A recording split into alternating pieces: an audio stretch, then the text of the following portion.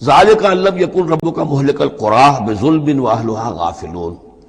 یہ اس لیے کہ آپ کے رب کی یہ سنت نہیں ہے کہ وہ بستیوں کو برباد کر دے زیادتی اور ظلم کے ساتھ، جبکہ اس کے رہنے والے اہلھا وہاں کے لوگ بے خبر ہوں۔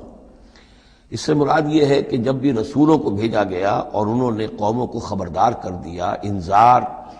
اور تذکیر اور تبشیر کا حق ادا کر دیا، پھر اللہ کا عذاب آتا تھا۔ یہ نہیں کہ اچانک ان پر بس عذاب ٹوٹ پڑا، بلکہ اللہ تعالیٰ وما كنا معذبین حتی نبعث رسولا، یہ سورہ بنی اسرائیل میں قاعدہ کلیہ بیان ہوا ہے کہ وہ عذاب استیصال کہ جس سے کسی قوم کی جڑ کاٹ دی جائے، نسیم منسیہ کر دیا جائے، وہ کسی رسول کی بعثت کے بغیر نہیں بھیجا جاتا تھا۔ رسول کو بھیج دیتے تھے، وہ حق کا حق ہونا، باطل کا باطل ہونا بالکل مبرہن کر دیتا تھا، پھر بھی جو لوگ اڑے رہتے تھے تو پھر ان کو نسیم منسیہ کیا جاتا تھا۔